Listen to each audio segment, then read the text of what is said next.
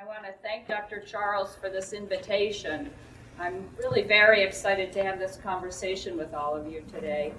And I'm going to do things a little bit backwards.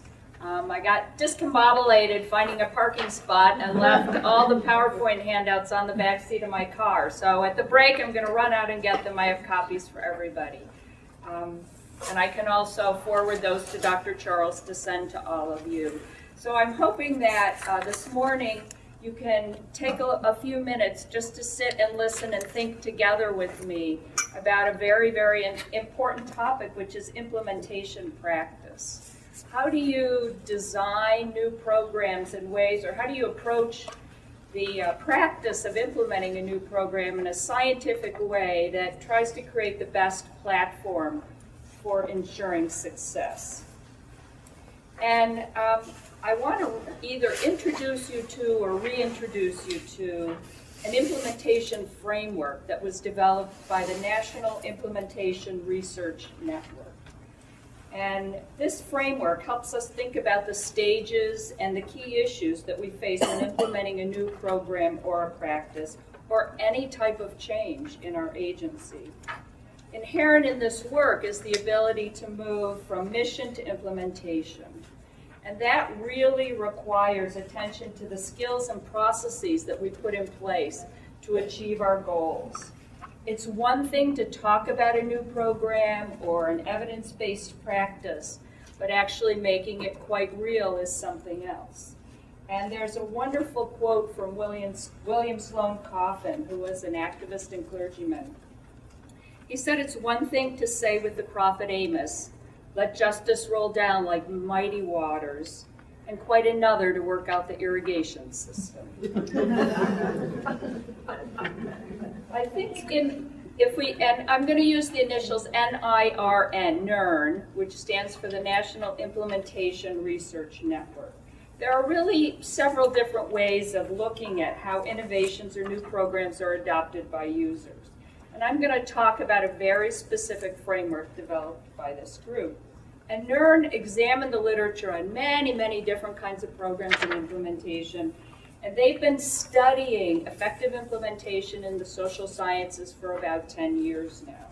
So what they've done is organized all of that science into a series of effective steps and practices that can help you facilitate the design and implementation of a new program. There are really three major challenges that affect our ability to implement change effectively. One is what we call the knowledge to practice gap.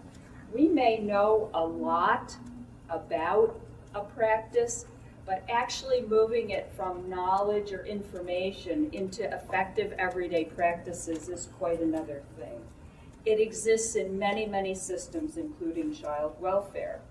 There's also the vision to reality gap. I am sure every one of you have had strategic planning sessions where all the staff come together and you come up with the vision and mission and plans. And then 6 months from now, when you look back, you ask the question, what did we really accomplish from that strategic planning? Often we know what we wish to do, but we can't make the leap from the idea or the pilot program to having something really institutionalized in our system. Other times, what we do implement disappears over time. We also have a fidelity gap, and that comes in two ways. Sometimes we implement a program, but right from the get-go, we make major changes to it, so it's not the original well-tested intervention. Or perhaps we allow the program to drift over time. Adding to this gap is the frequent lack of useful data to help us know what's working and what needs to be modified in the program or the practice. And I'm just wondering, have any of you used implementation science to guide your work, to guide new programs? Have you heard that term, or have you studied what it is that makes a new, Mark, you're nodding your head, yeah. Yeah, we implemented a few projects, one of them being a data improvement process, and another one being a PBIS process, which with school programs probably have some familiarity with PBIS. And they have a blueprint, and part of the blueprint is borrows from implementation research. So there's that, so those 3 points that you mentioned are definitely laid out in the blueprint for implementation. Great. And I saw a nod in the back. Have you used implementation practice? It's a term I'm familiar with.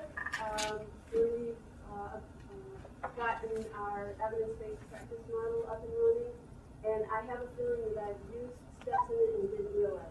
Oh, good. That's even better. Sometimes unconscious excellent practice, what will make it even better is making it conscious excellent practice. That's great. So today, because the whole process of implementation science would take a full day or 2 days to have a conversation, I'm going to touch pretty extensively on 3 areas in the framework to get a new initiative off the ground. That's defining the what, stages of implementation, and the drivers for implementation. And I encourage you to explore the NERN website and also the National Child Welfare Workforce Institute website. And in the packet I have for you, those websites are there. And I've also, and I believe in the packet that Dr. Joseph or Charles provided for you, there are also some articles that are from the NERN website that I think can be very helpful to you. So to think about defining the what, really what you have to do is think about from what current state of practice to what future state of practice. How are you going to operationalize the program that you're trying to implement? And that has to happen whether it's an evidence-based program or practice or just a broad systems change initiative. It's really important to understand the conditions that precede a decision to implement a new program or practice, because the preconditions will help you really define the timeline that you have. It will help you define the likelihood of a sustained commitment from leadership. Where is the external community in terms of a support network for you, and what resources are at your disposal? Skilled leaders take advantage of catalytic events to unfreeze systems and move forward with important changes. Often, however, there is clarity about the problem, not necessarily clarity about the new practice that will help to solve it. This solution is the what of implementation. What will we do differently so that we get better outcomes for kids and families? How do you define and identify the practices to be implemented? It can be very challenging to identify what interventions are actually tied to the goals that you've set. There are a lot of pitfalls in this process. Some of them are, someone comes back from a conference and they said, oh, I just heard about this great new evidence-based practice, let's implement it. But you haven't really connected that practice with the goals that you want to achieve. Or perhaps you convene a task force and create an intervention, but it's not very specific, or it may be a compromise. Many, many, many agencies that I work with talk about how hard it is to move your whole organization to this new idea or practice. So what we end up doing to get people to come along is we compromise or we modify the practice before we really know whether it's working or not. Have any of you been in a situation like that? Where you feel like you've tried to bring people along, but you've had to change or compromise what you've been trying to do? Or maybe the funding stream changed and you don't have enough funding, or you can't really go to full scale. I think these are all challenges that the child welfare system experiences quite regularly. So the what is the actual intervention, and the how is the implementation. And how is really about effective implementation and sustainability frameworks. The next part of the what is really defining at multiple levels how you're going to accomplish this. What is the vision, mission, and guiding principles? Those are the philosophical principles that stipulate the way we work with families and children. So our conceptual approach to providing services. The next are the very specific evidence-based and innovative services. What approaches will achieve the philosophical principles? And I think the sanctuary model, which I know many of you use, is a very good example of a value-driven approach to serving children at risk. And then you have to drill down to the essential core functions and activities. What activities must be provided to support high fidelity to that particular program? So the goal is that you take these three linked sets of well-defined change descriptions, from vision to practices to essential functions to core activities. As we all know, it's not enough to say let's involve families more. This will only get implemented if we're very clear about what that will look like at multiple levels and what we will do as an organization to make it so. Systems don't change, people do. This is a very, very important concept, because if you don't have the people with you, your system will never change. That means changing our thinking and behavior. Changing the thinking and behavior of our human service professionals, changing the thinking and behavior of administrators inside the organization, and changing the thinking and behavior of systems directors, policymakers, and funders. Ultimately, the what is a set of clear behaviors and ways of thinking. Changing the thinking and behaving of adult human service professionals so that positive outcomes are more frequently created for children and families. Changing the thinking of administrators and organizations so that structures, cultures, and climates change to support this new way of thinking. Changing the thinking and behaving of systems directors, policymakers, and funders so that implementation is supported and outcomes can be achieved. And every time we say that word change the thinking and behaviors, you have to remember that that means people have to give up something. When we change, when we adopt new thinking, new practices, new behaviors, we're giving up something that was comfortable that we were doing before. And that's asking a lot of all of us.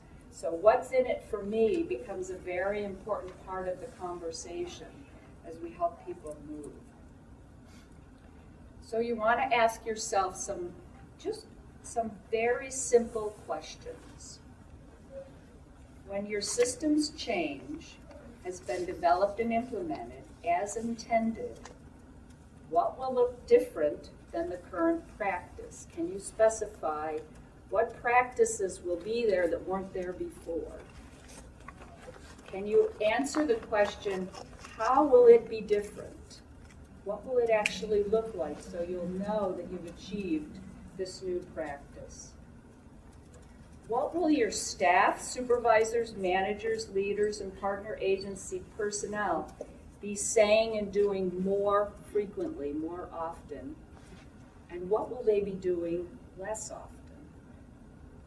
Which child welfare activities and processes will be affected?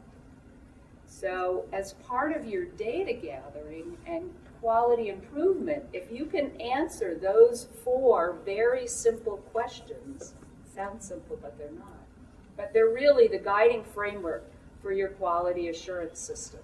So how will I know? What will people do more of and what will people do less of?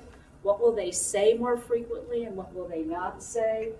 And what activities and processes will be affected? Mary, I have examples of that. You know. Yes. So I'm thinking about the sanctuary model and how we might have spoken to a child who was having a meltdown before we implemented the sanctuary model. Maybe we would have put that child by themselves in a room to calm down or quiet down, when that alone time for a child who's experienced trauma is the single worst thing that could happen for that child, because all of their experiences were of being isolated and locked away, and they have no mechanism for self-talk. that allows them to calm themselves. So instead, if we're really providing sanctuary, maybe what we do is have a key friend who sits with them, or a particular set of words that that child might say to help calm them, or music that they really enjoy listening to. So we join with that child in that experience as opposed to isolating. I think those are explicit ways that we see different practice when we've really implemented a model with fidelity. What does your lobby look like if we're really about engaging families? Family assessment response. I don't know if any of you are involved in local districts that know a family assessment response instead of child protective investigations. The whole way that a family is approached in family assessment response is not, we're here to investigate you, but I'm really here to join with you. This report has come in, we want to put it aside, we don't see any safety or risk challenges to your child, but what could we do to help you? Something's going on that caused this report to be filed. How can we help? It's a very different approach than a CPS investigation. So as you begin to track the words workers use, the way supervisors supervise those cases, workers are articulating a new way of engaging with families. They're starting the conversation with different words than they started the conversation before the practice. Does that help?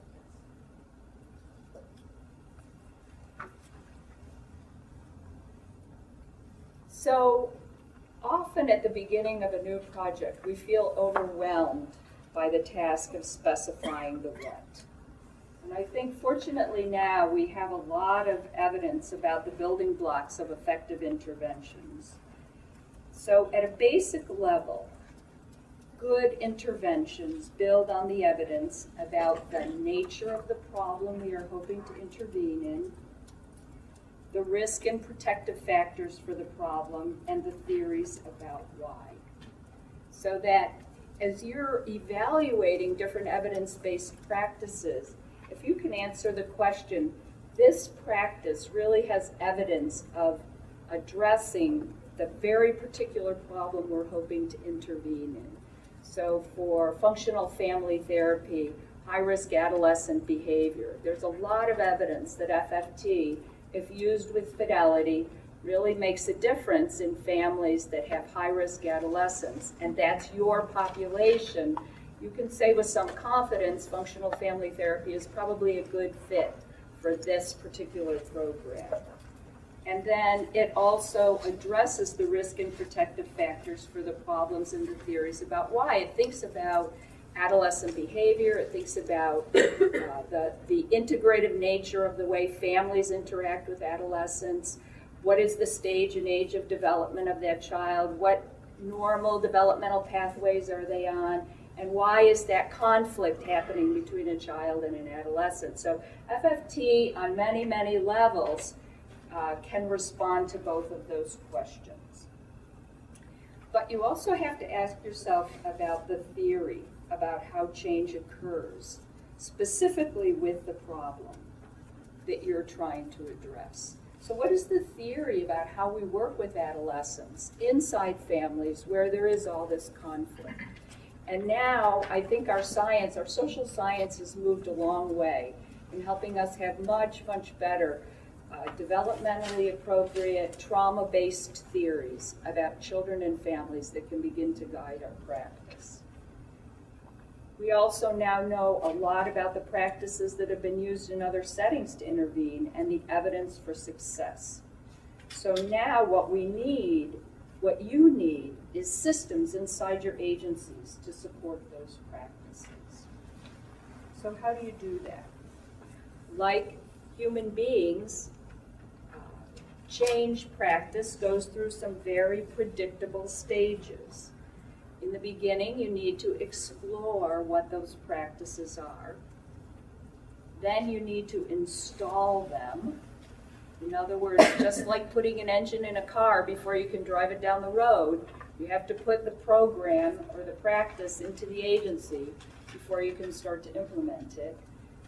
Then you move to initial implementation and finally to full implementation. Each stage You have very specific goals that you're going to work on to support the building blocks for the next stage of the intervention. Now, one of the challenges I think we all encounter is trying to move too quickly through those stages. Come on, we've got to hurry up, or we just got a grant, and we have 12 months to put it into practice. So we've got to be up and running in 3 months, and we've got to have workers out there in the field doing the practice in 4 months, and we've got to have data in 6 months. So that in many ways, our funding streams set us up for failure by creating those kinds of hurry up timelines that make it almost impossible to go through these stages in any significant way. If you skip stages, you're going to have to go back and address them anyway, just like working with kids and families. So if you can go to your funders and say, you know what, right now this timeline is so compressed, we're sitting on a potential failure. Is there any way of extending this? Could we get half the funding to get the startup going and extend the funding out? I have to say the Federal Children's Bureau has really heard that cry. They went from 1 year of funding, we now have on average 5 years of funding, because they've come to see that absent that significant time to really operationalize a program, what we have are half-baked interventions that end up failing, pilot programs that go nowhere, initiatives that never make it to full implementation. So the more you can work with your funders to try to make sure that you have the time you need to go through these stages in a very organized way, I think the longer the long-term benefits will be sustained. Also remember that like working with children and families, implementation science is a back and forth process. It's never truly linear. And we often have to go back and make up time with practices or in bringing new staff in particular to make sure that people are really up to speed. Exploration is a stage that's often ignored because we do move too quickly to implementation. So how well will a particular program model or plan meet the community and the agency's needs? Is it the most desirable and feasible option? Is there readiness for change at many levels? And then how do we all work together on the what and the implementation plan? So it's the phase where the team and an organization focus on the need for change, the opportunities and directions, the resources, and the way that this particular initiative fits into the larger service array that you have in your communities. I was really struck this morning by how you're all from different dimensions of the child welfare system: family finding, prevention, bridges to health, home care, group homes. So you all have a niche, but that niche is within this bigger constellation of child welfare services. So part of implementing any new practices, how does that particular intervention now fit into this larger constellation of what we call voluntary child welfare services? It's very important, I think, when you're leading an implementation practice to bring something to the group to start with. Don't come empty-handed and say, what should we do? But come and go, we have this population, this is our defined need. We don't have a program. Our program isn't very successful. We've learned about a new evidence-based practice that could really, seems to be appropriately designed for this gap in service. Here's what it entails. Here's the data that we have on it. Let's have a conversation. Would this be the right fit for this gap in service that we have in Onondaga County? So that the exploration of the what is very focused on a particular population and a particular service need that you're attempting to fill. The exploration stage provides an opportunity to honestly and comprehensively examine adaptive challenges. And I just want to point you to the concept of adaptive and technical leadership. All of us in social services have to walk between these two areas. Technical leadership is when we have a very specific problem, like we have to do an intake, and we have to figure out what intake questions we need to ask, and whether that form is meeting our needs. That's a technical challenge. It has a specific product that can help us solve it. An adaptive challenge would be, how do we recruit and select the right staff to meet this program need? What kinds of ideas do we need? How do we define the competencies that we're going to need to build that workforce? So that it's very important for you as leaders to be able to distinguish between these two types of challenges that you encounter as leaders. Because often, since we're all busy, we often try to apply technical solutions to adaptive challenges because it gives us something concrete at the end of the day. But if it's the wrong tool for the problem, it's not really going to help us. It's going to give the illusion that we've solved the problem, and 6 months later you're going to go, wow, why is this popped back up again as a problem within this agency or a challenge that we're encountering? So I think what the exploration stage allows you to look at not just the technical strategies that you want to put in place to meet this new service need, but what are the adaptive challenges that we're going to have to encounter? What are the politics behind this? Where's the long-term funding going to come from? Who are our guardian angels that are really going to help move this forward? Where are the heroes within our agency that will come forward to help us move this in a positive way? So spending a little extra time in that exploration can really help you set the best kind of soil for your new program to go. So all key stakeholders need to be involved. It has to be a sincere and realistic examination of opportunities and obstacles. Exploration is about thinking together. Therefore, it's very important to not just be down in the weeds with this, but get on what they call get on the balcony, where you can kind of stand above the crowd. A dance looks very different when you're with your partner dancing on the floor versus when you're standing on the balcony watching all the dancers. You can see a different perspective. So in the exploration stage, spend some time on the balcony really being reflective about what you're observing. Think politically. Exploration is really about making sure you've thought about, again, all those political and important stakeholders and be open to all voices. Okay, so now we've done a great job with exploration. We have our team, we're all set to go, and we're getting ready to install. So how do we select and contract with key partner agencies? How do we develop and revise our policies? And Mark, if I could call on you for a minute, did you have to change any policies when you put that program into place? Not really policies. We had to give releases, and we had to change some procedures, I suppose.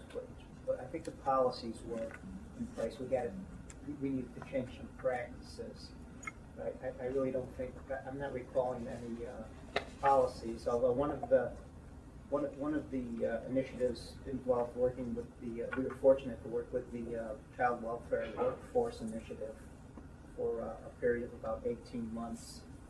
And we may have needed to gain some consents and sign some contractual things, but I'm not really recalling policy changes. Okay. We think a policy is needing to go through our board.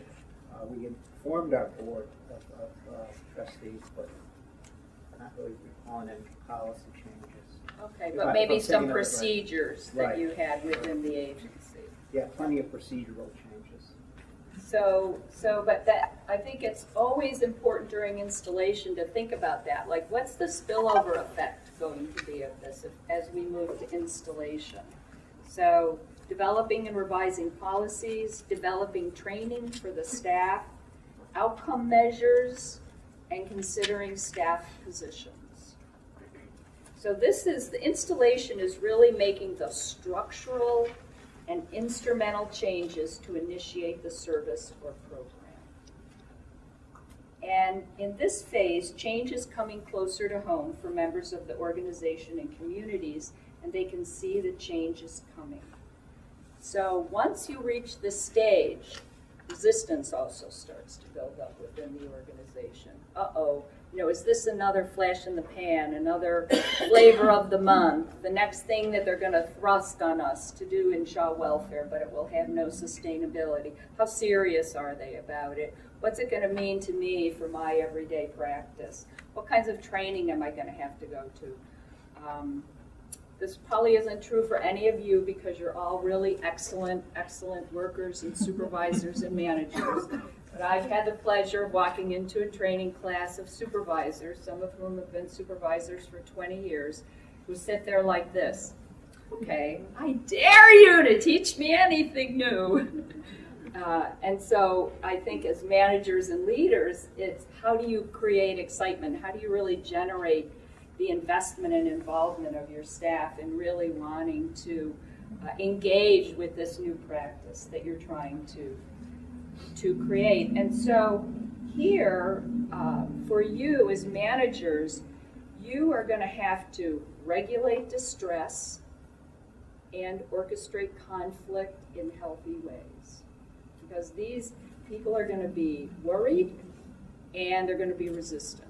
And so how do you use those strategies, regulating distress, managing the heat in the room, and also orchestrating conflict in ways that help move people from a position of, I dare you to make me do this differently, to, well, maybe you do have a few points here, and maybe this practice really could help us work better with kids and families. The next stage is you have to think about the what. In initial implementation, the strategies for making the change are put into action in a fully complete way in your organization. And this stage may feel like the move from learning to drive in the parking lot to driving in the middle of rush hour traffic, where you have finally made the push, it's more than 50%, and you're really going to go for the goal. So here is where you really have to do the what. You're actually asking people to practice differently. You have to have mechanisms to learn from your mistakes because we will all make them. And that's a real challenge in child welfare, where the fear of making a mistake is that a kid will be hurt. And the consequences of that are devastating for all of us. So how do we help people realize that mistakes are part of our learning curve? And how do we also create nets that ensure the highest level of safety and protection from risk for the kids and families that are in our care? This is a huge tension in your field. And I really have no magic answers for that other than to have continuous conversations about the ways that your safety and risk protocols are as strong as they can possibly be as you're helping people move their practice to new ways of engaging families and kids. And sometimes that means supervisors and managers have to have eagle eyes on the practices that are underway. Because in the end, you're the ones that are really endeavoring to help those workers use their best thinking skills in the field. You know, another big challenge in child welfare is what we call street-level bureaucracy. Most often, your workers are out in the field by themselves with the families and the kids. You don't have the luxury of having people go out in twos and threes or supervisors being able to go out with every worker on every case. So how do we help young workers build critical thinking skills? And how do we help supervisors really engage those workers in what is the nature of your practice every day so that we have some confidence that safety is really our first priority and that those workers are able to assess that safety in important ways. Now, learning from our mistakes, though, also means you need good QI systems in place. I cannot emphasize enough the importance of data-driven practice as you're moving to implementation. It is through careful quality implementation practice, quality assurance measures, that you're going to be able to have confidence that your workers are making these decisions effectively, and also that you have the data that you need to learn from your mistakes. You're also going to have to continue to get people to buy in to the practice. You're going to have to manage turnover and frustration, because some people are going to say, I want nothing to do with this, I'm out of here, or they're going to transfer to another unit. You're going to have to manage expectations and the change process. So people hear, new practice, new work, oh my goodness, more work for me. So what are their expectations? Oh, I'm going to be working even harder for less pay. Manage their expectations. You know, we're going to help you. We're really with you. This is a thoughtful process. We've spent a lot of time preparing to do this work. Practitioners, supervisors, managers, system partners, and others must learn how to perform in and relate to these new ways of doing things. And what you have to understand and say to your staff over and over again, like a baby learning new steps, we're not going to be very good at this at the beginning. So that we're going to learn together as we practice this new implementation. People are learning, and as a result, they're feeling unexpectedly inadequate. Assume that inadequacy, and you may be feeling inadequate too as you're doing this. So how do we share that sense of learning together? Through training, through conversation, through case conferencing with each other, through a freedom to bring back your questions and say, I'm really not sure I know how to do this very well yet. Can you help me? These are short term, and often it's during this phase that people feel the innovation has failed, so that resistance may intensify. So what we have to say to people is, look, this is the learning curve. So hang in there with me for 6 months, and let's use our QI system to say at the end of this 6 months, are we really feeling more confident? Do we have more skills in approaching the practice in this new way? And are we seeing any difference in the way families are relating to us? This stage of initial implementation is not for the faint of heart. All of your leadership skills will come into play. Many innovations die at this stage. It's the job of the implementation leader and the team to keep the vision alive. The implementation team needs to lead in a calm and determined way. They need to use all of their clinical and management skills to help the organization deal with the difficulties of change and focus on the desired goals of the innovation. They need to stay the course and maintain a sustained leadership message.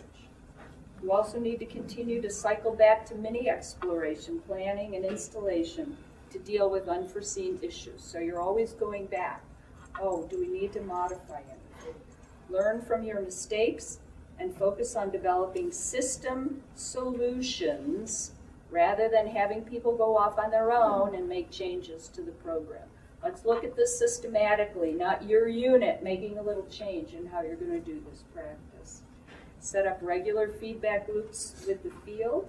Engage the field in providing feedback so that you can attend to these challenges in a timely way. What you don't want is for those challenges to become entrenched in a new way of doing business. So now you've successfully navigated that white water and you're into full implementation. And this is really where you want to do the building on improving skills, activities, and linkages. You want to make sure that these new systems are fully integrated and functioning, that skillful practice is being demonstrated, and that changes in policy are reflected in the practice at all levels. And first and foremost, that you are evaluating your program outcomes. You will know that you've reached full implementation when at least 50% of your workforce is working in the new way faithfully. Okay, 50% faithfully. That means 50% are still dragging their heels. But once you get to that 50% level, you are really over the hump because more and more people are going to start buying in. This may sound easy to accomplish, But in organizations with high turnover, workforce development now becomes a critical issue to maintain the innovation in the organization. For existing employees, the focus is on maintaining the innovation and avoiding drift. All along the way, you have to use data to understand the need for change and to support your decisions about the what, so that that becomes a regular part of your weekly meetings, of your monthly staffings, that there's a continuous data reflection, that you're tracking short-term outcomes during this initial implementation. Once your organization is fully implementing the new program or practice, you can begin to ask longer-term essential outcome-oriented questions, such as, does this change result in positive changes for children and families? So first you need the short-term goals that you're going to help staff stay the course, and then after about a year you can really start to look at those longer-term outcomes. In my experience, nobody loves tinkering with innovation better than child welfare professionals. Indeed, the pressure is great on most organizations to change it multiple times to respond to short-term difficulties, or what we hear over and over, no, we have to make this our own, so we have to modify it to make it our own. Don't let that happen in the beginning.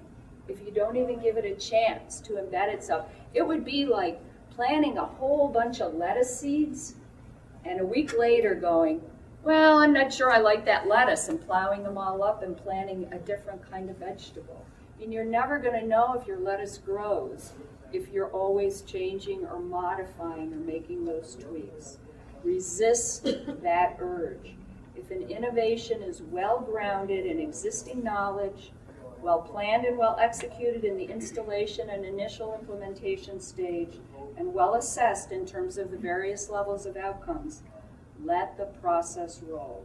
Don't change the intervention until you know how and why you need to change it. You have to go back to the what. What is it that we want to do? How are we going to accomplish it? If you can't answer that question, you shouldn't be changing your practice. Now, in this phase, a couple of skills you should think about are giving the work back to the people. Okay, so you've done all this work for a year. You've been the leader of this initiative. This was your brainchild. This was your dream. Your staff is now doing the work. They're really, 50% of them are engaged. You're looking at your agency and you're feeling so much pride of ownership. The danger is that you want to stay in the ownership chair. This is when you really need to turn the work over to the staff and the supervisors and the directors. This is when you need to step back and get on the balcony and go, okay, now I'm watching. How is this working? And where is the leadership from within the organization coming, and not just from me? This is the hardest part for each of you in this room, because this is something you've invested a lot of time and energy in. So giving the work back to the people and staying the course are really critical. So can you give me a timeline? 5 minutes. Okay. So I just want to say, innovation, as I've said, do it right before you do it differently. Use your careful assessment of outcomes to decide whether the innovation is working. Use data to sort out what things may be interfering for some groups or clients. Use these careful analyses to design experiments if you decide to change the innovation. Adaptation may include customization for particular cultural contexts or geographic communities. But don't just do that because you think it's important. Use the data to guide you in terms of whether it's working or not. You're discovering ways to move forward and be more effective. Now is also when you have to turn your attention from the practice to ensuring that funding streams are in place for service sustainability and infrastructure, so that you can ensure high-fidelity, positive outcomes through infrastructure improvement and maintenance. So these funding streams are often fragile. I'm not naive. I am the chair of the Citizens Review Panel for Eastern New York, and I spend much of my time at the legislature. advocating for the restoration of 75% state funding for prevention services in New York State. You know, what you've been called upon to do with nickels and dimes is really heroic. So I think so much of your effort, though, is you really try to create a core of solid evidence-based practices. Is about making sure that you're working with COFCCA to lobby and help the legislature, help the governor's office, and federal funders understand the importance of maintenance of effort for these high-quality, evidence-informed practices. So what I'm going to give you when I give you the sheets, it's going to have this little triangle on it. And if you just take this and hang it up on your desk or someplace where you keep all the most important things that guide your work, if you can think about implementation practice through this diagram, I think it will really help you to stay the course. So that basically you're looking at three things: leadership, competency drivers, and organizational drivers. It's pretty straightforward. So in leadership, as I've talked about, you have both adaptive and technical ways that you're thinking about problems as leaders. With competency drivers, you're really thinking about coaching, training, and selection. What's the competency of your workforce?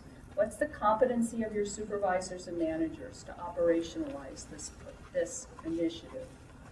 And with organizational drivers, you're thinking about what systems interventions do we have, what facilitative, administrative structures do we have, and what data do we have. So, like I said at the break, I'm going to run out and get this for all of you, and so you will have this, and in the article that's in your packets, it has the drivers and goes into a lot of detail about them, so I won't spend our time with that now. But I think if you can put as much effort into really designing and operationalizing your programs, starting with the ground level, starting with how you build the soil, what kind of fertilizer you put in, how do you rototill that garden, what seeds do you select to plant, how much time do you take to plan the garden and where you're going to plant the different things, and who's going to help you to actually pull that off, and who's going to be there to weed the garden with you as you watch it grow. I think you'll find that your new initiatives will have much firmer ground to develop in, and your workers will be much more satisfied. I believe I sent an Aaron's article for you to read as well. Greg Ahrens did some great research.